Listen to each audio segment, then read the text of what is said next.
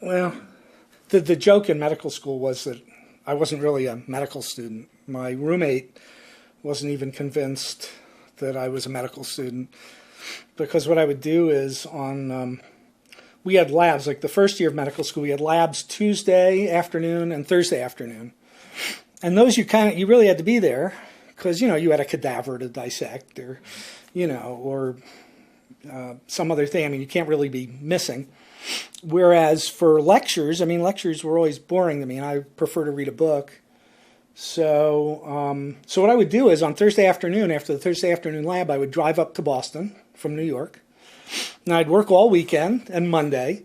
And then on Tuesday morning or Monday night, I'd drive back so I could be to the lab. And I'd be at med school the first year for like 2 days, a week. So, it's not surprising that people weren't exactly sure that I was there or not.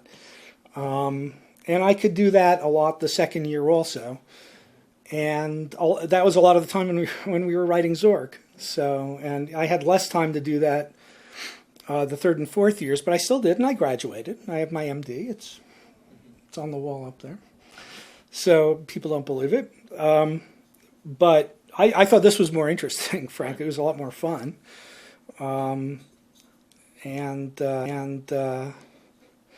As I said, it's just nobody kind of understood what it was I was doing. And actually, it's funny, the people at MIT, of course, didn't believe I was a med student either, because they saw me all the time there, except for a few days during the week. So, their feeling was, well, I must be living there. But in fact, I was just putting a lot of miles on my little car back and forth. And I could do the drive from Boston to New York pretty much literally in my sleep. I was doing it every week, that same drive. So, I'd do it in the middle of the night or something like that. Was it a case of just you, and was it a case of... Well, I thought at the time, I like finishing things. I thought it was the right thing to do to finish. And frankly, I assumed I was going to stick with medicine. There was no business or career of making games. It just didn't exist. When you were a programmer, you wrote payroll packages. You wrote software for scientific instruments, something like that, or you did some kind of research. But this idea that you could somehow make a living doing what we were doing, the fun we were having making games and everything, it's ridiculous. So, I'm a relatively practical person. It seemed to me that medicine, had a future, whereas this was a fun thing to do at the time. But, and I would take advantage of it as, and I was young. You don't have a family or anything, right? it's a good time if you're gonna experiment around. That's the right time to do it. So, I assumed I would keep going with medicine, but it wasn't that hard for me. Med school wasn't that hard for me, so I could do this 2 or 3 day a week thing there and actually do pretty well. So it was okay. It was just unusual. And it was hard to explain to people how that made any sense or where I was going with it. But to me, it didn't seem like there was anywhere to go with the game. They just relieved the boredom of medical school, really, at the time. Smartphones now on Trios. But I remember at one point I was talking to someone at Palm, and they said, "Hey, I have all your games on my Trio." And it was like, really? Really? I said, yeah, it's great. And it's like, wow, I didn't know that. And, because I'd been away from it for so many years, I really didn't know until a few years ago how much of this was still around. It was, as the internet became more popular, you could search around and you see all these places and all the people who've done other games using the interpreter that we came up with and things like that. I was pretty dumbfounded, actually. I wish I remembered what your... I don't... some people who were back at Infocom in those days, spend a lot of time reminiscing about it, and it's still a big part of their lives to some extent. It really isn't for me. I don't, I'm proud of the work that I did, and there were a lot of good times, and a lot of bad times. And I'm gratified that people still think of it that way, but I don't take it much further. It's just me. It's kind of fun. I'm sort of half amused and half pleased and half embarrassed almost when someone mentions it, because I don't think that's who I am right now. I mean, it's a part of me, but I don't think of myself in those terms. I mean, people who say you are the author of Zork, or one of the authors of Zork, I don't think of myself as the person who's the author of Zork. That wouldn't be one of the top 10 things that came to mind, frankly. Maybe it'd be in the top 10, but wouldn't be in the top 5. So I don't know. It's interesting to talk to some of the other people when I do. I mean, some of them are still very into that, and that's, they make that a part of their lives, and whether it's with the people who they were with then, but I've never, that's kind of not what I do. Do you think it's because you should, or? No, I just think that that was what I did then, and I do very different things now, and my priorities are very different, and it's neither a good thing nor a bad thing. I mean, it's something I did, and that's great, but it's not what I'm doing now, so I don't spend time thinking on it. Also, my temperament, I don't spend time kind of thinking about things that happened, or, I know there's still people who are bitter about things that happened at various times. I can't imagine wasting any time worrying about that now.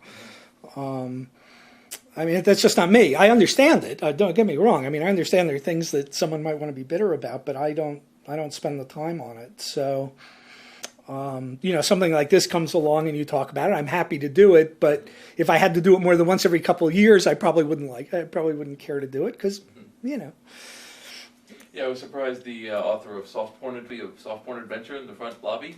See, there's an interesting thing. I don't have anything here. I mean, this is, we're sitting in my office now. I don't have anything here that relates to Infocom. Nothing. And in fact, if you were to ask me, if you were to say, where's your collection of Infocom games, or signed Infocom games, maybe from the other guys, I'd have to look around. I'm not really sure.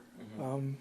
And by the way, it's not just true of that. I mean, it's true of games I did when when we did work for Sony and when we did work for Apple. I mean, obviously many years later, I don't know where I'd find those either. And, and those were important to me at the time also, but it's just not part of my current, it's not part of my current life, and they're around. There's probably a reference to one of the Sony games somewhere, but yeah.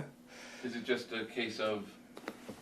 I do, but I think, again, it's just me. I mean, I don't spend a lot of time in the past, and so having those things from the past around, it's not that I don't like them or I don't want them, but when you look around a room or something, I mean, typically, you fill things up with what you're working on, or what your kids are doing or your wife is doing. And so, at some time, I'm sure there were some Zork things around, and slowly as other things came, those things went away. And that doesn't mean I think any less of them or they're not important. They're just not, I don't need to remind myself, of what I did. Like I said, it's got a worldwide and nationwide following. Yeah, that I find really intriguing and kind of surprising. As I said, when I heard about it years later, or saw it on the web or someone said, "Did you see that people are doing this?" I was just bowled over. I mean, we, necessity being the mother of invention. At the time we first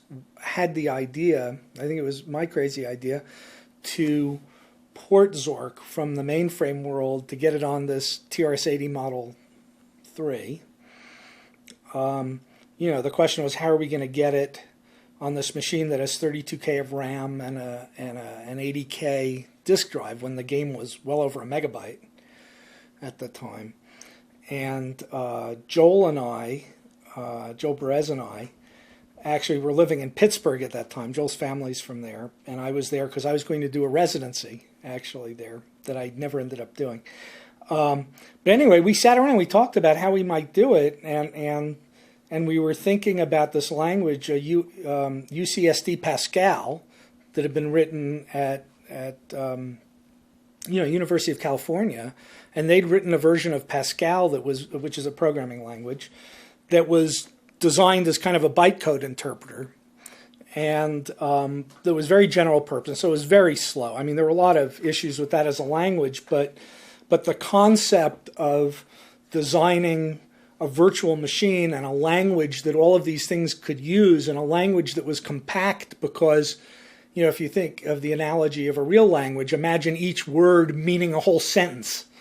That therefore you could speak with a very small number of words and get a lot across. And it was exactly the same idea. So he said, okay, so what are things a language has to do? Well, a language, you're going to need to add and subtract things because people are going to have scores. So you're going to need to have a little math. You're going to need to be able to jump around. And then there are going to be a bunch of things that are very specific to the game, like the idea of here's an object, and an object may have a container, and an object has some properties. It may have a weight, and it may have this and that. So you put together a language that was designed specifically to do adventure game-ish things. So you're making it as compact as it could be, and that's really where it started from. And Joel and I, designed the language, and then part of the fun for me. Didn't even have to do with writing the game or the content, but it was technically, how are you going to make this work? So we had to design the machine-independent language. We had to write an assembler for it. We had to write a compiler for it if we were going to ever have anyone write in a high-level language, which we figured we would have to do. And we'd have to have all these tools, and then you'd have to have interpreters on these different machines. You'd have to have the piece that looks at these byte codes, at this specific thing that's now called Z language or Z code, and interpret it on different machines. So there are a lot of pieces in order to get this thing on, on a small machine. I mean, we had to do a lot of technology basically. And what's interesting now to me is, and none of us thought of it at the time. And we didn't think we were doing anything particularly, well, we thought we were doing interesting work, interesting in the sense that it interested us. We didn't think we were doing work that was valuable in any other way, I don't think. But the fact is, the other way, I don't think. But the fact is, a lot of the pieces that we had to come up with were really bleeding edge at the time, and I'm pretty sure now in retrospect that we were probably the first commercial bytecode interpreted language, and the irony of that is what you were asking about. I mean, it's still being used. I mean, look at everything that's happened in technology. I mean, we're talking about something that's now 27 years old, and yet this thing is still being used. I get a kick out of that. And we wrote object-oriented code before we knew what it was, because that term hadn't been invented yet, as near as I can tell. Or maybe in some research places it was, but we didn't know about it. I mean, we wrote our code that way because it seemed to make sense to us that was going to be the best way to have a game in which you can give any kind of command and still come back with a plausible response. Was that you had to have classes of objects, and they had to be able to inherit kinds of properties. So if you have a bag and you don't know anything else about it, but it's a kind of container, if someone says put something in it, that you know what that means. It's not insane. Or if they say put something in the wall, that's crazy, because a wall isn't a kind of thing that things can be put into. So, by classing that and rules that are based on classes and subclasses is what object-oriented programming is about. I mean, having the intelligence embedded in the object rather than in procedural code. So it turned out what we were doing was very state-of-the-art at the time. Again, I mean, the irony is, I think we were just searching for the best solution to a very specific problem. But I think that the training and a lot of the work we'd done at the Lab for Computer Science, which all had to do with thinking of hard problems that, mainly were things that ARPA was interested in, then the Defense Department's research agency. I mean, just came up with an approach to thinking of problems, which was very much out of the box. But yet, actually, it's interesting. It was out of the box, but yet it was aimed at a specific problem. It wasn't like AI. We weren't trying to solve vision. We weren't trying to solve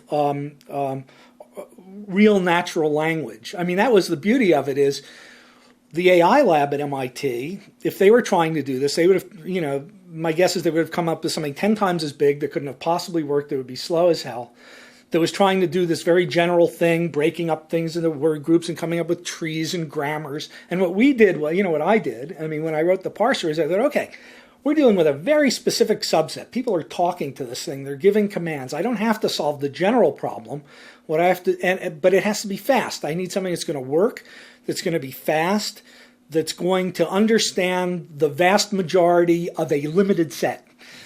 So rather than trying to solve the big problem, we tried to solve the achievable problem and actually get it done and get it working and get it performing well. And that was the focus of the group at the Lab for Computer Science that we're at, which is, and we were looked down on, I think, by a number of the other groups because we weren't researchy. We weren't trying to solve a philosophical issue or one of the core problems of artificial intelligence. We were trying to use some of those techniques to do this real world thing. And because it was a game, it had to be fun and quick. And, it wasn't like, oh, yeah, we can do it, but you type something in and it takes 30 seconds to get a response. We knew that wouldn't work. So in the back of our heads is also, how's it going to perform? What's the size going to be like? That was, I think, those were some of the disciplines that we, that we learned from that group. And those came together just in an odd way. And as I say, it's some combination also of amusing. And those came together just in an odd way. And as I say, it's some combination also of amusing and gratifying and something that the language, the actual thing we used, that we created is still in use, and that the ideas we came up have turned out to be generally useful. I think that's great, but we certainly weren't trying to do that. Any more than, frankly, in the early days, we weren't trying to do art either. We can discuss that sometime, and I probably have some difference of opinion with like Steve or some of the others who are trying to do art. I think, from my point of view, I thought we were making games, and we had big arguments inside Infocom about were these games, was it interactive fiction? Some people were much more on the side of, no, this is a real art form. And some people were more on the side of, hey, these things are fun, they're games. Whatever, we can pretend that it has some loftier thing, we want to give it a name that sounds, but, I think there's always been some, I don't know, about maybe even some friction about what it was we were doing and how serious it was, as if it mattered. I don't think it mattered one way or the other. I thought we were in the entertainment business. But that was always one of the interesting things. You have someone like Steve, and he'd write a Mind Forever Voyaging. You had someone like Brian Moriarty doing Trilogy. They had very serious purposes in mind, which is great. Again, I have nothing against it. Whereas some of us were really looking at things that were pure escapist kind of, whether they were mysteries or science fiction. They were mainstream genres, and we were just trying to do something fun in the genre. And we didn't really aspire to, to making anyone, I shouldn't say think, but, we weren't trying, we didn't have a message. We weren't trying to make a statement or anything like that. But along that line, Infocom starts bringing... I don't think that ever really worked well. Frankly, it's certainly mixed. I definitely say the results are mixed. Fundamentally, and we spent a lot of time on this too. Is this thing a story?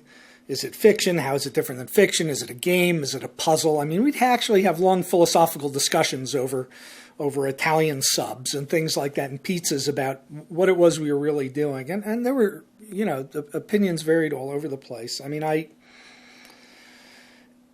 To me, you get an author in a traditional form. He's a novelist, or he's a, it's a screenwriter or whatever. To tell a good story, to me, a story is about manipulation. A story is about, you're going to take the reader on a ride of some sort, and you're going to manipulate how he thinks about things. And let's talk about, let's talk about genres like fantasy and science fiction and crime fiction or anything like that, right? The whole idea is these things are based on suspense, the unknown, cliffhangers at the end of chapters. I mean, where the author controls completely the experience, how information is revealed. So you have something like that, and authors think that way, and they should. I mean, they think about, how do I tell the story to keep the person interested from chapter 1 to chapter 2 to chapter 3. So it's pacing and plotting and how the narrative's put together. I mean, all those things are critical. Then you bring them into this, where many things could happen at any time, and someone could do the same thing 50 times. And you're trying to make it has to have something for the people to do, and they have no idea. I mean, they really don't. So then you say, the first thing you say is, well, it'll be great. You just give people tools. You give these authors tools, and they're going to sit down and do it. But the fact is that doesn't work, because they're not technical. And you know, it was still very technical to write code. And you try to teach them, and you try to make the tools better. But fundamentally, they couldn't do it. So then you try pairing them up with you know, an implementer, you know, with one of us. And that would work to different extents too. I mean, that's what happened with you know, Sea Stalker. Jim worked with Brian. Was it Stu? No, it was Stu, I guess. It's Stu. Was it Stu? No, it was Stu, I guess. It's Stu. You know, Stu would have to. I mean, so Jim would say, okay, we're going to do A and B and C, and Stu would go, wait. We don't know that A is going to happen before B, and we don't, you know, I mean, and it was hard. So it took a long time, and, you know, it was okay. And then you say, okay, the writer's going to do the prose, is going to write the text, and the implementer's going to do, the coding. But, you know, these guys aren't into puzzles. Well, you get to Douglas, who is into puzzles, but in a different way. So Jim sort of knows what a puzzle is, but doesn't understand how a puzzle that might be open-ended, or you can approach from different sides, might work. So it's a hard process. And whether any of those were ever really successful or not, well, I guess, okay, Hitchhikers is a good example of one that worked, but I think it was always very difficult to make that fit. And we love the idea of it. You know, Mike Berlin was an example, right? He was an author. We liked the idea of bringing him in, because he was technical and he was an author. But even he had issues with our system, because it was very technical and he couldn't necessarily do it. So I had to work with him a lot on that. And that isn't to take anything away from Mike at all. What it really means is we just had a hard system, and you can't expect someone, even someone who's fairly technical, to come in and do that. Did Steve ever tell you the story of that guy? What's his name? Was it Bruce Schechter? No. What's his name? Was it Bruce Schechter? No. I think that's his name, but I don't know. Anyway, we brought in a guy who wrote for Scientific American, I think. Again, this is a long time ago. And we said, oh, this is great. He's a science writer. He's into tech. We'll hire him. He had some ideas for stories. And the thing with him was, you know, we showed him the system. We'd help him. And one day we found him curled up under his desk.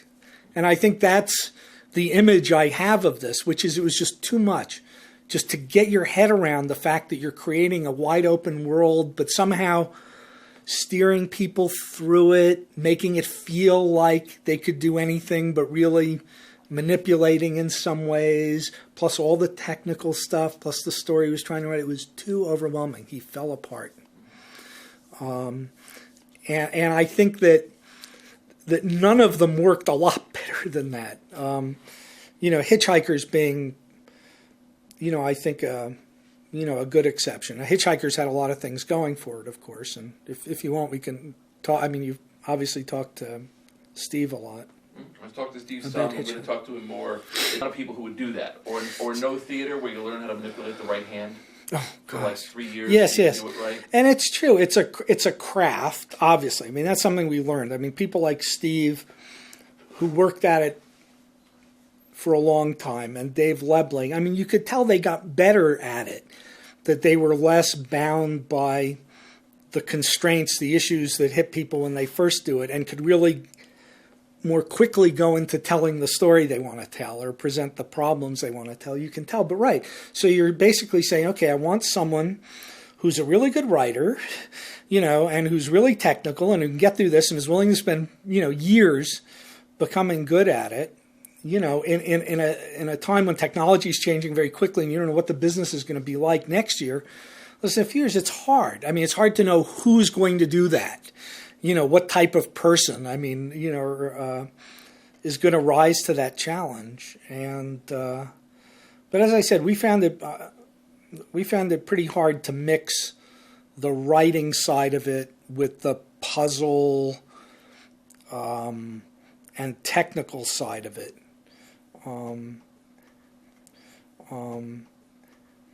me, one of the hallmarks of a really good game was handling all the different situations well. I mean, the closer you can get to almost anything anyone types in, you've got something clever to say or something at least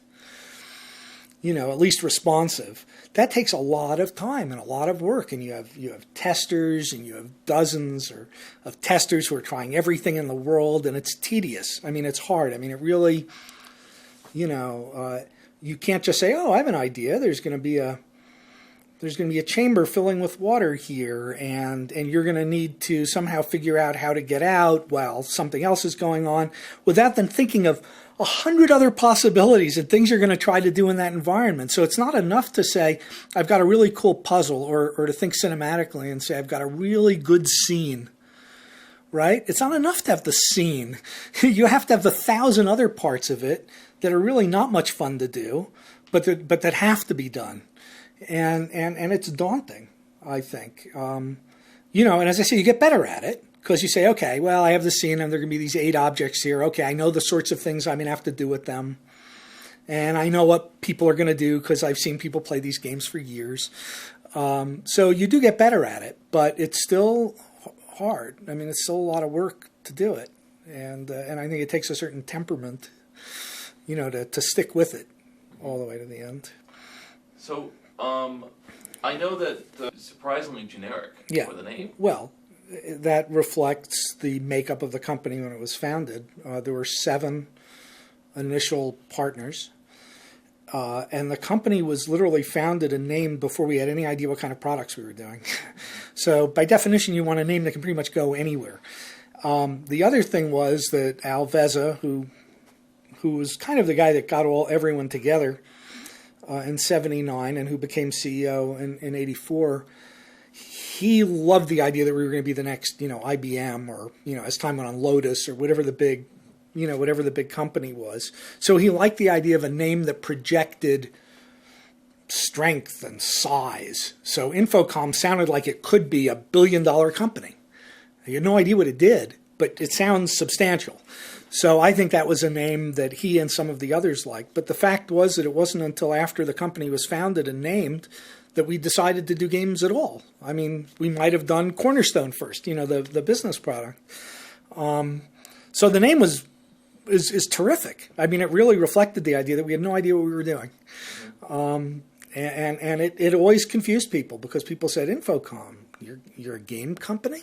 It's like, well, and you'd have to explain that because it didn't kind of make sense. If we were doing business products at the beginning, it would have sounded better. But again, this reflected the mindset of some of the founders, and that inevitably led to the collapse of the company eventually. I think you can sort of see it in the name. You see Infocom and you see games, and you say something's not right. There's some tension there, and there was, and that was really, I think the name tells the story really to a large extent.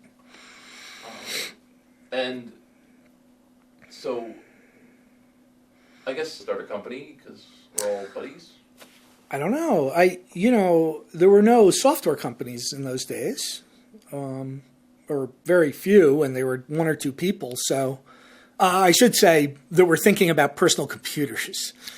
I mean, right? I mean, VisiCalc was just coming out around then. I mean, this was really new, and I think the idea of people coming out of labs at MIT and spinning off companies, I don't know. I mean, I think that kind of started taking off around that time, but I don't think it was that common. I mean, it happened, but I don't think it was like now where it seems like, there are 50 companies spun off every year. But there was the sense that we could do something interesting, and there was this new space in personal computers that we could do something with and apply the skills and the talents that we had there. And it was so wide open that there was a sense of, it could go a lot of different ways. And, and Al and Lick and Chris were very much oriented toward business products. And Joel and I were very oriented toward games at the time. And then there were a few like Stu and Dave who probably could have gone either way, but frankly didn't want to be that involved in the company early on because they had their nice job at MIT and they loved their jobs and it was risky and they weren't ready to just kind of go out and do that. When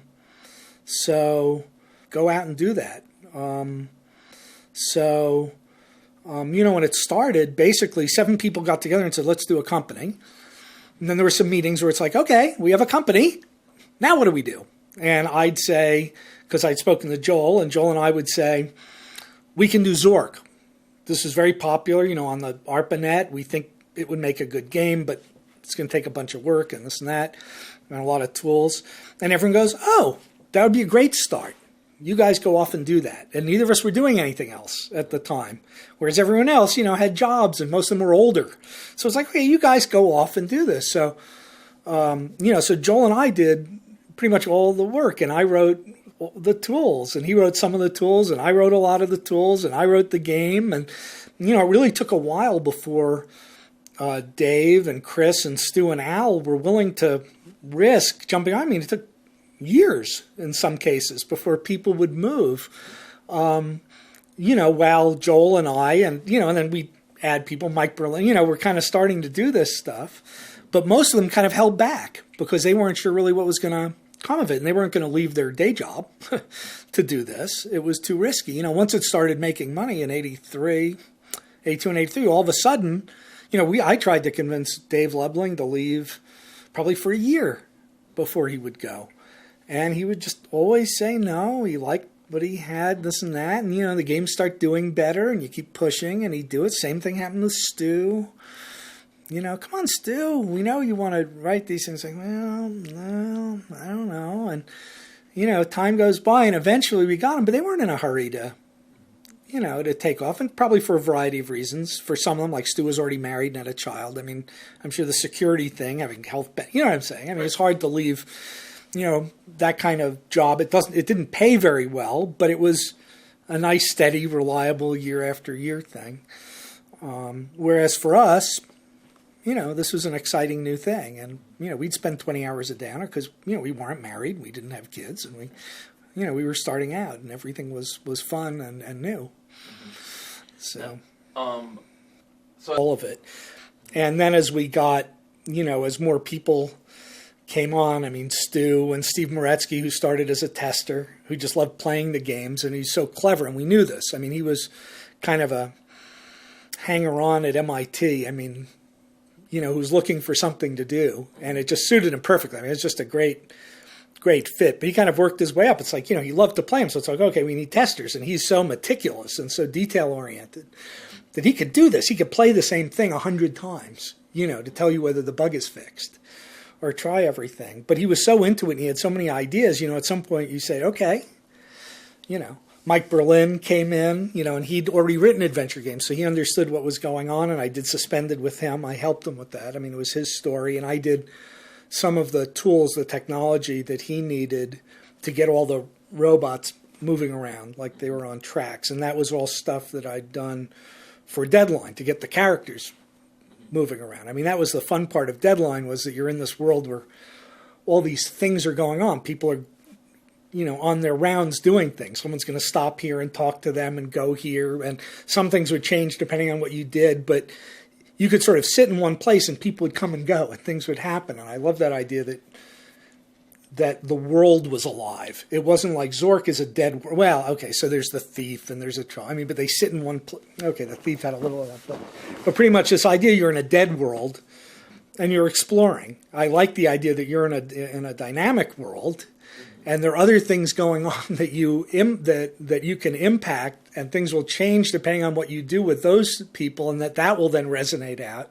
And I had no idea how to do that, of course, so I had to make all that up as I was going, and how to make the people move. And that, to me, was was really the fun part, and it got used in a lot of other games after that.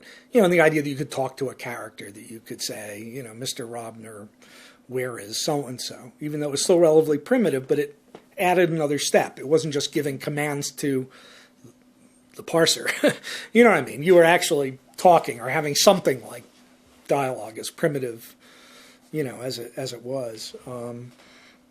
But I like that idea. That seemed to move things forward, from the technical end. And I have to say, I've always been much more interested in the technical end. And I have to say, I've always been much more interested in the technical end of the games than of the stories. To me, the story in Deadline, the plot, I like, and I liked, and it took something out of my medical background, and I liked the idea of the basic plot.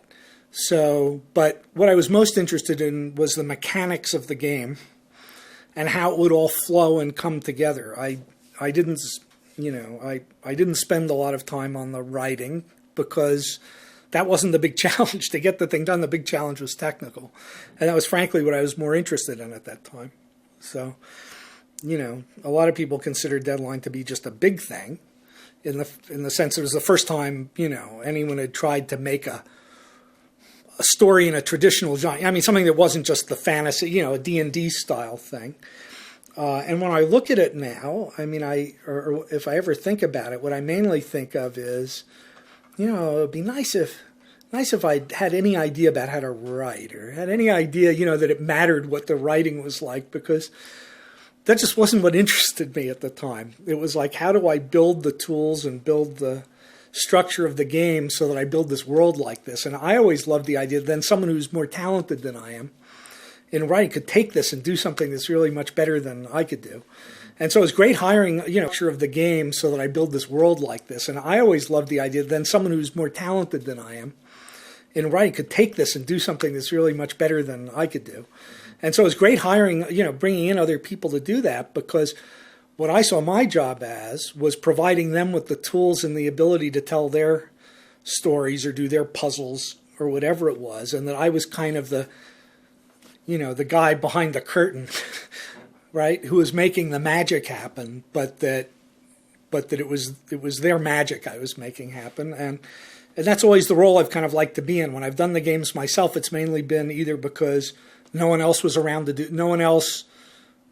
like the early games. I had to do them. In those days, one person did a whole game, and that was my thing. There was no idea that I was going to get someone to do writing for me. What would that mean? It's just like Mike Berlin, his early games, they're great. He'd write them, he'd design them, he'd do the graphics, he'd do the music, he'd do the package, he'd do everything. He had to. There was no one else to do it. So, so pretty much the games I wrote all had to do with trying to add something to the technology in terms of making it a better experience for players. That was always my focus. The focus of the parser was making it easier to talk. The idea of adding different kinds of commands, having people move around, was to try to make the world more immersive.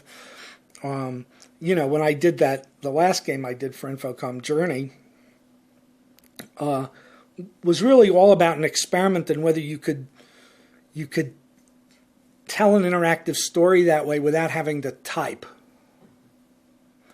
So it was all about whether you could still have people feel they had the ability to do a lot of different things, which they could, but not force them to guess words or use a keyboard, because there are a lot of people that just don't like that, that aren't good at it. It's a turnoff, a big turnoff. So the idea for me was really just experimenting with another style of telling the, of having the story evolve, a different interface, just to see where it would go. And to me, that was more important than the story. The story was okay. It was better than some of the others I'd done. And like Border Zone, which I did, was again about the mechanics of adding real time in a game. And, how would that work? And how would you tell a story like that? And what are the issues in setting up puzzles for people to solve that would actually use that? That was what I spent my time on. And the goal always was that, someone would take this and do something better with it, which is absolutely fine with me. Didn't matter to me that much. It's funny. Mike Berlin, for instance, The big ego, really important, and I don't mean this in a judgmental way at all. Big ego. The big argument with him always, from the beginning to the time he left Infocom, was his name on the front of the package. And we always said, no, it's more than one person's thing. We have all the technology and all this stuff. It's about Infocom. We want to make Infocom. We want info.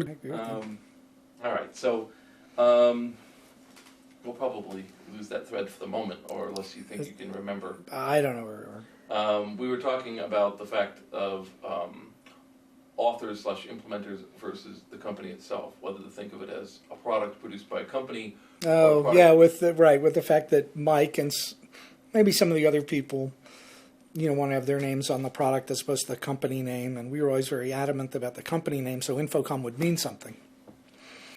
And I think that's an issue you'd always end up getting when you're dealing with creative people. I mean, an artist, right? Mike saw himself as an artist. I mean, artist is going to want their name. I mean, their product is their name, really. And we saw it as Infocom. No one can. I mean, you need all the technology and all the other pieces, so it's not just one person doing it. It's a team thing. I mean, it's just funny. I was about to say like a film, but of course, in films, the name of the film is important, and the stars are important, and I guess, authors could think that they're the stars of that. And I don't think it's a right or wrong thing. I mean, we decided not because we think, the writer should be put down. It was purely a business thing. It's just we thought Infocom is what people should look at and say, yeah, I want to buy the next game. Mm-hmm. And to make Infocom a brand that meant something in terms of the quality and the experience and things like that. So that's what we thought we were selling. Mike Berlin would rather have, not just him, but I'm just saying in his view, what we should be selling is Mike Berlin's new game. And we always thought in terms of this is going to be Infocom's new game. And again, I wouldn't say one is right or wrong. I mean, that was just I think those of us in management all agreed that, we all had stock. We weren't getting royalties. The idea was the company should succeed, and the company should succeed by making its name a brand. That was the business strategy. And I think that was right. And I think now still, I mean, it's funny. I mean, people have heard of Zork, and that's true, and Hitchhiker's Guide and things like that. But Infocom as a name, people who remember the games, Infocom is one of the first things they're going to remember. So we were successful to some extent in making that, in making the company name a brand of game. So, I think it was a successful strategy at that level. Anyway. Yeah. That used to bother us. I mean, we used to worry about whether some other competitors. I know at some time our big worry was this company called Spinnaker Software. And we knew them. They were, neighbors of ours in Cambridge, and we played softball with them. And, and there was a sense that they'd kind of stolen our idea. And what they did was they actually licensed properties from Arthur C. Clarke and Isaac Asimov. And so, oh my God, it's like they were going to do science fiction games that were, with real name authors, as though those people were actually writing the games, which of course they weren't. But yet they would put on their package, I don't remember what, so if it were Foundation or something, Isaac Asimov Foundation, people are going to say, ooh, I love that book, I'm going to buy the game. And that I remember being very frightened about it because I knew they weren't going to be good games, but I thought that it would hurt, and that, a lot of times marketing sells over quality. I mean, I wasn't worried that they were going to beat us by having a better game experience, but these guys were marketing guys, and they were doing a pretty smart marketing thing. And, I thought, and, they didn't do that well, and they kind of died on, their reviews were never good or anything, but that was the sort of thing that was a little scary. And, and we worked with Douglas on that. I mean, that happened to be a very good fit in many ways. But, I mean, he was really into the game. He actually did it. It's not like we just used his name. I mean, he actually helped with it. I mean, he didn't write any code. But, I mean, a lot of it was really his. And he didn't write all the prose either. But a lot of it was his, and the ideas were his. And it would be fair to say it was his game as much as Steve's game. And, and our sense was that was a quality thing, that we were really doing it right. And these guys were making they were using the names and putting out junk. and I think we resented it and feared it, that it would work. People would buy that and not ours, that ours were going to be too brainy or too, and they had graphics in there. I mean, they're really not good games. But, we all know. I mean, graphics sell at some level. But, we all know. I mean, graphics sell at some level.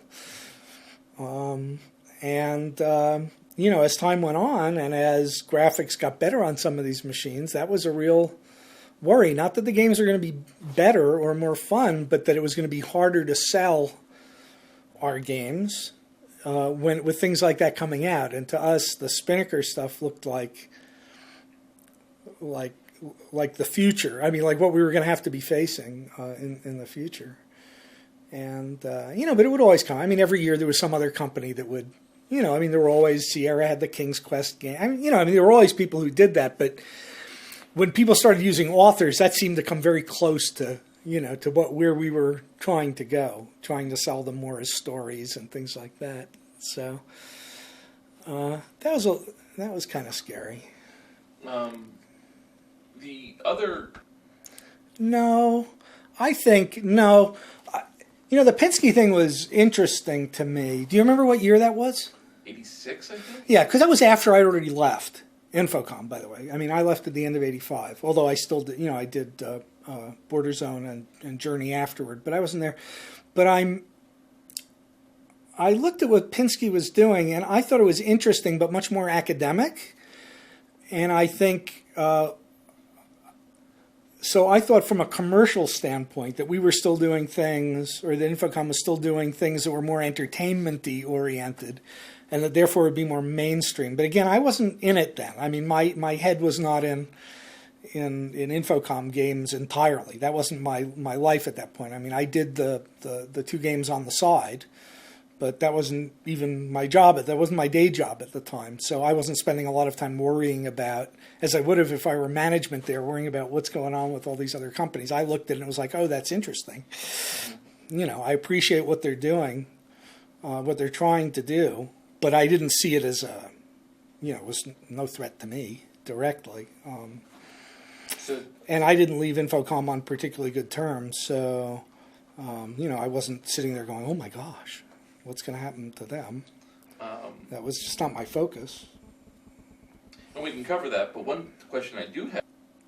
Just asking whether we were interested in doing something that was a promotion. And I think Mike and I both thought, it might be fun, we don't have to program it. I mean, that's where all the time is. That's what we talked about. I mean, we don't have to do it. What we really have to do is think of some puzzles and write it, and we're going to be paid for it. And we were starting up a company, and money's always short when you're starting up a company. So the idea of getting some extra money into the business, that wasn't so bad.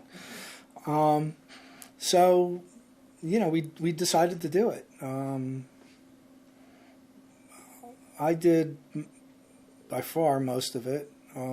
Mike added some nice touches, at least one or two puzzles and some funny prose. And I kind of had fun, with the purple prose. And I had a few ideas that I thought of earlier, just unrelated, that were the GRU convention and things like that I thought would just be silly. And I thought maybe some, people that like the other games would find it amusing to be there. But so, I mean, we really only worked on it for maybe a week or a week and a half. And we did the fun part, right? We got to sit and think about it and write and design the puzzles, but we didn't have to do the hard work of actually sitting down and making it work. So, it's a fun. So I'd have to say that was fun, and I was a little surprised because I hadn't done anything like that, and so that was like in 96, 97, yeah, sometime around there. So it had been years since I'd done anything like that.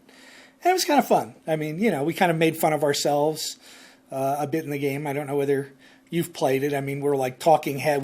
Mike and I talked to each other in the game. Our busts and in the museum. It was fun. I mean, it's very tongue in cheek and very self-referential to other games and even to itself.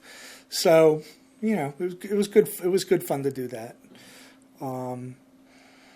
And Laird was really into it. Laird Malamud, who's at Activision. I mean, he was really into it, and he liked the old games, and he thought it would be, so he understood it. I mean, it was done as a promotion, and obviously it was a commercial thing. But I think he liked the idea of doing it, and so that was a fun thing. But that's the last 9 years ago, whatever it is, the last I've really done anything with it. But I would say I had fun that week or two that we were working on it. It was a relatively short time for you because you didn't have to program. I said we only had to we got to do the fun part. And then, I can, if I found the script so we basically did a script, if the person does this, do that. And we'd be asked like, well, what should I do in this case? Because, the programmer on it, didn't know how to handle certain things, and we'd write something. But I bet if I looked at it now, I'd crack a smile or maybe chuckle about some of it. I think some of it was pretty good. Anyway, but as I said, it was good because it was bite-sized. We get it done, and and then when it's done, we can look at it and play with it. And it's like, it didn't have a very good parser. I mean, I haven't seen anything that really comes up to, the old Infocom games in some technical respects, actually. But it was fun. It was fun to play with, and we had a good time. As I said, if it were a bite-sized chunk like that, that's okay. That's okay. There's I'm going to jump back.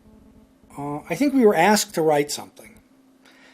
And in the early days of the PC game business, the business wasn't really competitive at all. I mean, we knew all these people. I mean, we knew the Williamses at Sierra, and we knew the Carlsons at Broderbund, and we knew, we knew all these people, and they were like friends, and we didn't really even see that we were competing. So the idea that we'd actually say how we do something or other, we were just we were very active with reviewers on these sites. That was a big thing, right? It was a hobbyist kind of thing. People got Byte and Creative Computing and Soft Talk and things like that, and we wanted to be involved in the community, and we enjoyed it, and we were asked to do it, and the feeling was, sure. We're not going to say how we did every single thing, but people were interested because that was a story. How we, the game was known to be very large and very complex, and it was much more complex than other things out there. And people were like, okay, well, what's the magic? What's the secret sauce? And, I don't think we ever sat around saying, can we say this? Can we talk about what we did? It was like, okay, we'll write them an article. And, and there was the earlier article. We had an article in IEEE Computing in like 79 or 80 where Dave and I also talked about the object-oriented nature of what we were doing.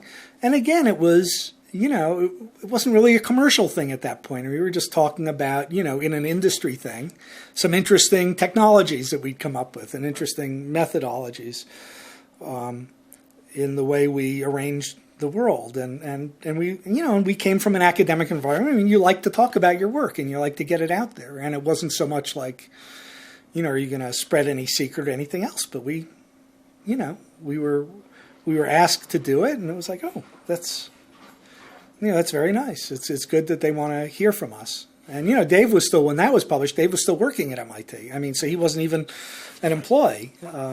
It's funny to look at our pictures then. Oh man. Yeah, I'm trying to collect as many of the older pictures as I can. Oh, man.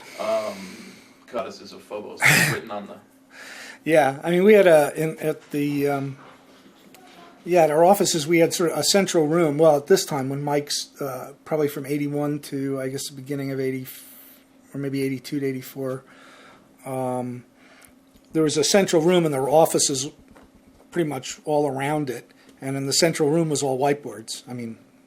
All whiteboards. Every wall. And so we had lots of meetings where people would write up ideas and or diagram things to show someone else, or we'd be teaching someone how to do something. So yeah, and that was where we'd all have lunch, and so there was always a lot on the boards that I'm sure were amusing. Down, one end would have testing machines we would test on that had information about what we were testing, and just all over the place there was something. But yeah, it was a good-sized room. There was a lot of whiteboard space.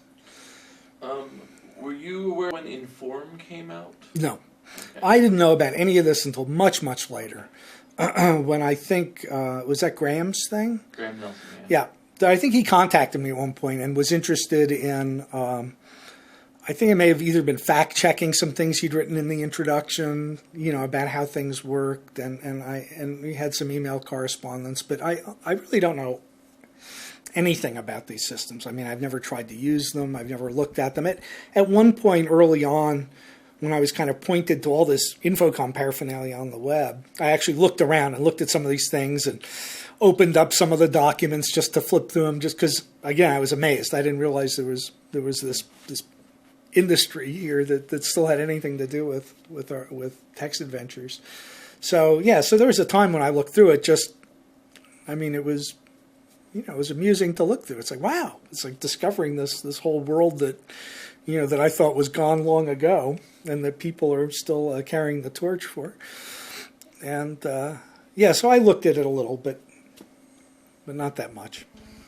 His new one, literally write a story like that. And then that becomes... And it builds... And it builds the world. It builds out Inform code. It builds out ZIL still. So it still creates a Z5 or Z6 or something like that. So, innovation like that. That's unreal. To me the problem always was where it could go, and whether we had reached some kind of practical limit in terms of writing a story that way. People always used to say, well, could you have a more powerful parser? Could you have a parser that understood different kinds of sentences, questions, statements to other characters? I'm hungry. Something where you're really trying to do more interaction rather than the very stilted kind of thing we did in the mysteries, like, where is this? I mean, you had a very limited set of things, or in Suspended, where you could say, one of the robots go to this room, or pick up the thing, where you're basically just adding the name of a character at the beginning of a sentence and a comma, but that everything else was the same. And the problem is that the more of those things that you really want to handle, the more cases you have to handle. I mean, and it becomes very open-ended. And what you're going to end up doing, I always thought, the problem was going to be you ended up much more with the guess the word problem. I mean, if all of a sudden you can ask any question, but there really are only 3 questions that are important to the story, you're either going to spend all this time coming up with answers that don't mean anything, or you're going to have a lot of "I don't know that," which is frustrating. And I always suspected it was a dead end. The nice thing about the command-oriented thing is, okay, you've got a room and there are 10 objects in it. You've got a bag. How many things are there you can do to a bag? So you can come up with a pretty complete vocabulary and a pretty complete set of responses for those objects, because you know what they are. As soon as it becomes more open-ended, I mean, if I can start saying I'm hungry, then I can also say I like blue rubber balls. And it's like, how do you respond to that? It's like, it's like Eliza. It's like Eliza. You get an answer, but it has nothing to do with what you're doing. And at some point you realize it's a fake, that there's no information there. So what happens is the worlds get bigger, and as you open up the vocabularies, they get sparser because there's less real information, and it's mostly noise. It's just there to convince you that the world is there. And I think then it gets boring. And I worried about this a lot, because people would always say, well, okay, what's the next step? What's the next thing you can do? And it really wasn't clear to me. Okay, you can make the writing better, and you can make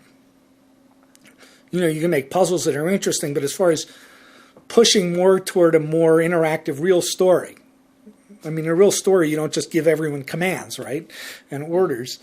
That was an issue. And Mike Berlin and I worked on some of those issues for quite a while before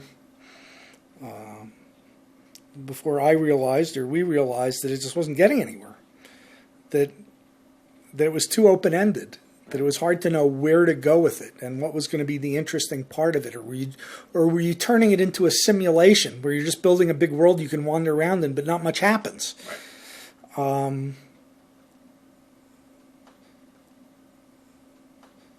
So, in terms of like what we were thinking about as you're trying to move forward, I always kind of hit the wall there. It's one thing to say, okay, well, one of the other things we did is you say, well, okay, they're new genres, right? So then you have Amy doing Plundered Hearts, and then you have Jeff doing Northern Bird, and then you have, what I'm saying? So you basically, okay, we can't do really more technical, or not that you can't do, or we don't know what the next step is. So instead, we're going to just kind of mess with the format. Right. So this is going to be a satire, and this is going to be a pulp romance, and this is going to be a horror story, and but I suspect there's some now. I'll ask you sometime. I mean, I'm not involved in this community, but I think there was a real issue at Infocom. I think of creative burnout, which is okay, so you've done these things, you just keep doing them, and where does it go, and where does it lead, and by the time Infocom closed down, I think it's fair to say that it wasn't obvious, really. I mean, we started, whether it's the James Clavell thing. I mean, so people kind of doing variations on it, but I got the sense that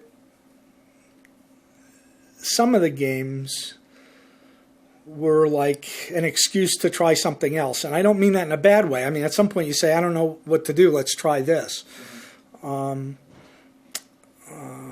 But again, I wasn't there at the end. I wasn't there when Infocom finally closed. It does software. That was a tough one. I mean, I'm sure this makes a great, business school case study. I mean, there are a lot of problems. I mean, fundamentally, Cornerstone is a terrific product that came out before its time. I think had the potential to be enormous. I don't have, I don't have anything bad to say about any of the, the people who are working on development. I mean, some of the smartest people I've ever known. I think they were doing exactly the right thing in exactly the right market, but in exactly the wrong company. It's very hard. I mean, I've done a lot of investments, and I'm involved in a number of different companies at different levels. It's very, very hard to have a company that has multiple focuses and to get investors to understand or want to be involved in the whole thing unless it tells a good single story. And it was very hard for us to do. We understood the story. It was at a very deep technical end.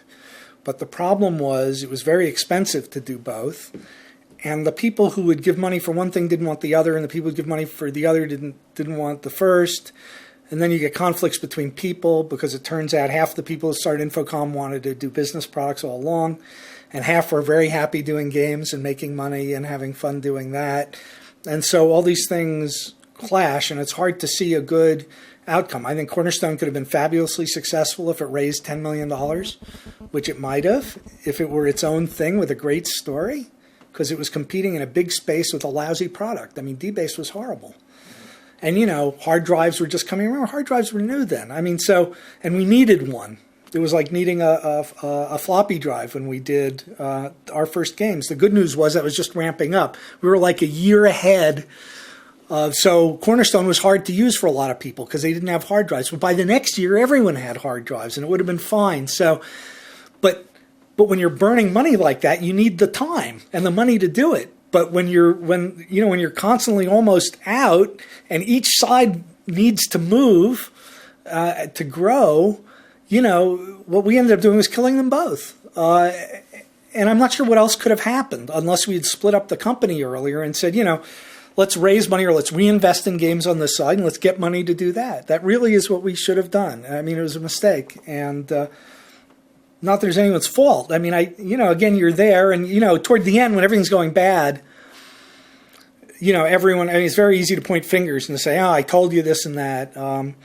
But fundamentally, what we did was not going to be successful, even though we had great people and great products. I mean, it's a very sad story, I think. I mean, it could have really gone either way. I mean, we never got a chance to see where we would have gone with games because we couldn't afford to invest in it, and they never got a chance. These guys who worked for years and years on the business, it's easier for them. It's bad, and I'm sure they would admit that it could have been done better, but...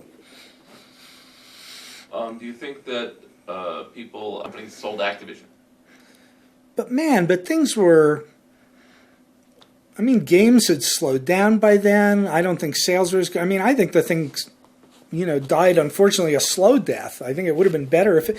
But really, I mean, so there are bands that you love that split up, and there's and people who are into celebrities and this and that, and you think, oh, there's such a great couple. I'm not into that sort of thing. But people go, oh, how could they break up? It's like the fact is you don't know anything about what's going on with those people. I mean, it seems good because the products are good, and frankly, it's good. I mean, the products should speak for themselves, and I don't know how many people would ever bother thinking, oh man, there are people behind. I wonder how many people are doing that, and if they're happy, and if their company is doing well. And so I don't really know. I assume for the real diehard fanatics, it must have been terrible. I mean, because just like we felt when we played Adventure, and there was no other game to play, it was sad. It's like or like Harry Potter. It's like if after the first one there were no more, and people that loved it, or after two, are going to say, well, I missed that. I want the next one.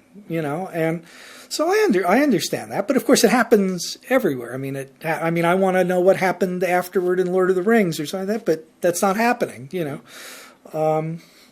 So I don't know. I assume there are people who that was bad for. I mean, who I feel bad for is the people, my friends and people who had to kind of be there while it was kind of being left to die. Who I don't think were treated very well, and my partners were sued, and I think that's the shame of all of it. But I think most people have moved on and are doing things they enjoy. I don't know. Well, it seems like a lot of them have. Well, a lot. Of I don't know. You'd have to tell me. It's funny. I don't know. Like Bob Bates stayed in games, and he's continued to get scholar in games. It seems like a lot of them have.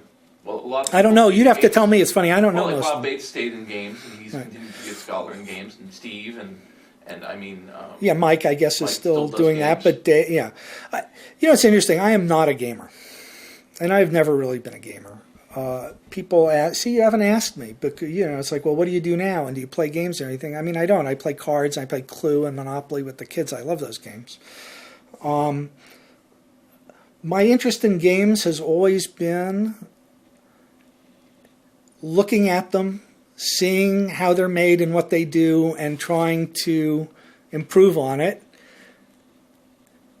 So we play Adventure and you look at it and you say, gosh, that was great, but why was it great? And it was great because of this, and what if you could have done that? And wanting to build the thing that would be different. That's much more interesting to me than playing, and always has been. And to me, it's the challenge of just seeing where, at the technical end, which is the way I tend to think, is how you turn that into a great experience for users. So was it just a case of when you made another technical problem? To me, that's why I said, and completely sincere. I mean, I didn't have my ego in any of these things. I mean, I like the fact that other people got credit. I couldn't care less whether I was ever written up in any magazine or not. I did a lot of PR because people wanted me to do it, and I did a good job, so I do interviews and things. But it's not because I cared whether my name was out there or anything. I mean, I always saw myself as kind of the person who builds the tools and builds the capability that's kind of fun, but that someone else can do, someone better than me can do something with. Someone, and when it comes to the writing, it's like, well, someone who's a better writer. I mean, I don't claim to be a good writer. It's not something I think I do well at all. But on the other hand, if you're going to make a game that's very technical, I mean, someone has to be able to kind of understand what needs to be done and build the tools that can be used in the framework. And that, to me, is the challenge. So having someone like Steve Moretzky go, and whether it's working with Douglas or on his own, do something with that, that's very exciting to me. That I really like.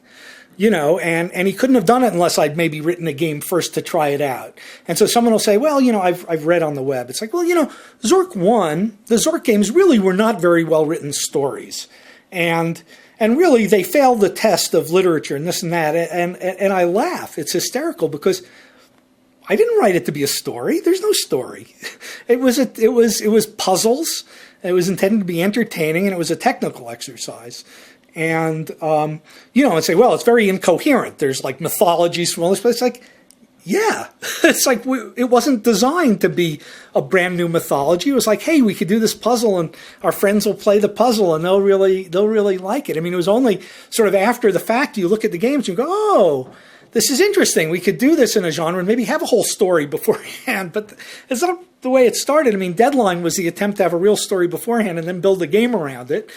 I mean, Zork was just cobbled together, and he'd have an idea, and I would think in my head, ooh, how can I implement that? That'll be really fun. We're going to have some teleportation stuff, and how are you going to describe the room so they make sense, so that you want people to figure out that this wall is a mirror, or that this is something like that, and that's what's interesting. And then someone says, well, the writing was pretty clunky, where it just said, you're standing there with a mirror. From my point of view, that's all I wanted to get across, because I didn't think I was telling a story.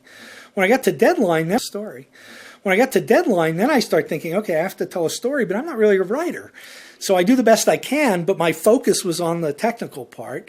And then someone like Mike comes in, I go, thank God, someone who knows how to write is doing this, because if we're really going to tell stories, we need writers, and I don't claim to be that person. So, my biggest frustration actually always was, Steve's a good example of it. Steve is wonderful. Steve Moretsky, you give him tools, and he will do the absolute best thing you can do with those tools. But what I would always say to him is, tell me what else you want. I'll make you a new capability. And he never had anything to say. And that was always my frustration. Because I'm sitting here, I want to make tools so you can do more stuff. And what he would come back to me is, well, what can it do? And I said, no. What do you want it to do? And he'd say, well, what does it do?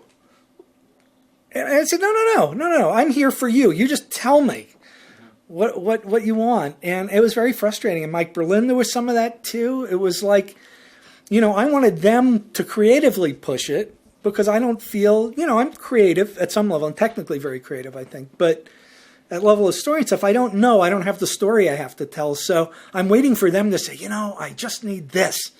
Can I make this? And then I would go, ooh, that'd be great. I'll do that. But that was always a frustration, that I didn't get a lot of that back. It was more like, no, this is fine. And you know what I mean? It's never fine. It's like, what do you mean it's fine? It can't be fine. I just did this for myself, for Zork. How can it be fine for you?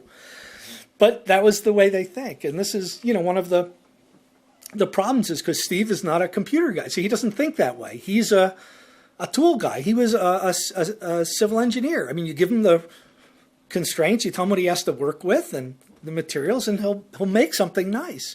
And Mike is a writer, and he has some ideas, but not technical ideas. So, so he tends to make a story that doesn't have puzzles. I mean, he'd rather do that. I mean, it's like everyone kind of brings their own stuff. And I'm trying to say, okay, I'm willing to be the glue that kind of puts a lot of this stuff together, but you have to tell me, because I don't know what's in your head. It'll sound funny, because you're not going to ask, but I'm going to tell you. I don't think I ever played any Infocom games except mine. I don't think I've ever played any of the games. I played pieces of them to help solve problems. I'm not a gamer. It's not that they didn't interest me, but it's like a busman's holiday. I spend all my time working on this stuff. I just want to know that they're happy with it. And if there's an issue they're having, I want to hear what people on the outside think of it. Because I'm so, it's hard for me. I'm so inside of it. It's hard for me to see it. But the playing the games was never interesting. Making the games was interesting. That's what I was with that. Oh, that's a good one. So, I'd been very unhappy there for a while, because what would happen is, I was on the board of directors, and we'd have these directors meetings, and the directors meetings would go, the business product people would say, well, things are turning around, but we're still spending a lot of money. And I would say, when does it hit the wall? When do we shut it down so that we don't lose the rest of the company? And no one wanted to discuss it. So, I'd just be frustrated. Well, we need money for games and things like that. And we can't, we can't just be, cutting things this close. And the response always was to ignore the problem. And, and I'd get more and more sort of frustrated and saying, what's the plan? I mean, we're spending all this money. We're down to this much cash. We're talking about raising money. No one really wanted to deal with it. Anyway, so I started taking more time off, and I was getting into flying more, although I'd had a pilot's license for years. And so I took a vacation after I met my wife, and we've been married almost 20 years now. we took a trip to Europe. We decided we'd take a trip to Europe because I hadn't had a real vacation in a while. Things were very stressful. And so we went different places. We were in Switzerland and Germany and Italy. And when we happened to be in Sardinia at this very nice resort and got a call. And the call basically was that there had been a layoff. And all these people that worked for me had been laid off. And someone else was now VP of product development. And so it was like, well, okay, so what's my job now? Well, you don't have a job now. I said, so you're telling me you're calling me on vacation to fire me? It's like, well, yeah, it's too bad, but, things are bad, and we have to do this and that, and I said, well, I'll come right back. And they said, no, enjoy your vacation. And I'm thinking, okay, enjoy my vacation, okay. Anyway, so we did come back the next day, so we cut the vacation a little bit short and went back and, and talked to a lot of the people there, and, it was pretty unpleasant, but in my experience, when a company's having a lot of trouble and going down, I mean, people act in very different ways. Some people, I think, act very badly. Some people do very well. Some people try to fight. Some people are like, well, who cares? We'll move on. So there was all sorts of that. There were business products people that wanted to quit. There were, talks of mutinies and various sorts of things. And, because nobody really knows what to say or what to do. And so I'd say that was pretty unpleasant. But, my head was already out of there. I wasn't being listened to at the board level, so it was really frustrating being there. I mean, the business product people, most of whom were the managers, were just incompetent. I mean, I don't know what else to say. They knew nothing about business, and the marketing guy didn't know. It was really frustrating being there. I mean, the business product people, most of whom were the managers, were just incompetent. I mean, I don't know what else to say. They knew nothing about business, and the marketing guy didn't know anything about marketing. I mean, they're academics trying to run a business. So I wasn't happy there anyway. Realistically, they did me a favor. I didn't really want to be there. I've seen this happen in other places. I think people, it's hard. If you're a founder or you're an owner of a company, it's hard to quit, right? You're kind of giving up. Nobody walks away from their own thing. So I think what happens in a lot of cases, and I've seen it in 2 other cases over the years, is in a funny way, I think people who are ready to go kind of telegraph that they're ready to leave, and then they get fired. They're done a favor by being fired because they couldn't quit. You know what I'm saying? I mean, how could I walk away from all these people I'd hired? So I think really I'd arranged it for it to happen, and I think it was for the best under those circumstances. I mean, obviously, best would have been if they'd put the business product on hiatus and tried to sell it, or furloughed the people, or just cut down to just a few people so there's a core that if they sold they could do something. But they tried to keep it going, and I left and kind of to keep it going, and I left and kind of moved on. I mean, I just wasn't that involved in it afterward. I mean, I went to New York a few months later for a terrible job, and then moved out to the West Coast, and I still did the couple of games for Infocom, and that was fine. I just didn't have to be part of the unraveling, which is really what happened. And I've been told by Steve and Moretsky and Mike Dornbrook and others how lucky I am that I left at a good time, because I didn't really have to go through, I didn't have to be there when all the people got laid off. And, I've been involved in other companies where there have been laid. I mean, there's nothing worse. I mean, nothing more horrible. And in a way, I mean, I'm kind of lucky. I missed lots of different rounds of layoffs, and eventually, being bought by Activision, which was great. I mean, Jim Levy, who was the CEO of Activision at the time, was a great guy. I loved Jim. I thought that was great. But when they forced him out and brought in Bruce Davis, who's, a lawyer, I mean, my sense of him is that his view is that companies make money by suing people, not by making products. And so, and he really didn't like he didn't like the idea that Infocom had been bought in the first place, and he arranged to make it fail and shut it down. So, I mean, that process lasted a few years. I mean, and I think unpleasant years. So my guess is I had a good instinct. Unpleasant years. So my guess is I had a good instinct to be leaving at that time, and I don't, I don't have any, I don't harbor bad feelings about it, or, I mean, I'm happy to tell you who I think screwed up and this and that, but not with.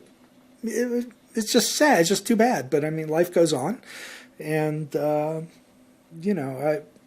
wouldn't be where I am now if that hadn't have happened, and I'm very happy where I am now. So it's hard for me to, and I'm, as I said at the beginning when we were talking, that I don't spend a lot of time looking back. It's just true. I'm not a regretter. I don't sit here going, damn it, we could have been great, but someone screwed us up. I mean, it's what happened. We learned something from it, and lessons that were learned there I've used. I mean, business lessons and product development and management. So, I mean, I can't, I don't have any bitterness, actually, about the experience at all. I mean, none. Is it a shame? I mean, you can ask about the experience at all. I mean, none. Is it a shame? I mean, you can ask, was it a shame this and that? Was it hard because these people were laid over? Yeah, that was terrible. And some of them may never have gotten over it, because I know there are people that keep going over this stuff and it doesn't mean anything to me, and I feel bad because, that it became something that, that they haven't been able to let go or see as it was just an episode that we all learned something, and we had fun while we could, and good things and bad things, but it's fine. And that's the way I've thought about it from, the first week or two. I mean, things are crazy at the time, but I really haven't. I remember my mother always says to me, you must hate those bastards. You must hate Joel and Al and all those people. They screwed you. They fired you and this and that. And I look at them honestly, and I have forever, and said, no, I really don't. I said, we were in a tough situation. Everyone did what they thought they had to do. Some of them acted better than others. I think they could have dealt with things differently. But fundamentally, it's not like anyone won that game. I mean, everyone was fighting to try to find a way to save the piece that they liked. And frankly, I was being a pain in the butt because I was the squeaky wheel saying you can't do this and you can't do that. And so I think, okay, if I were my boss, what would I have done? Would I allow someone in my position to go around in the dumps complaining to everyone about how, what I'm saying? I mean, I was damaging to what was left at the time. So how can I feel bad about it? I mean, obviously I didn't want to be there, and I was making trouble, and they did what they had to do. And, I don't see it as anything more than that. The only part of it that I'd say was done badly is, the idea of firing someone on a phone on vacation as opposed to dealing with them face to face. Cowardly. But we were all young. I mean, I think, at that age, you haven't had a lot of business experience. People don't know what to do. I mean, how do you fire someone? How do you tell someone who started a company that they have to go? I mean, is there a good way to do that? I don't know. And, so here you have people that have never done it before, and they did it in the way that made it easy.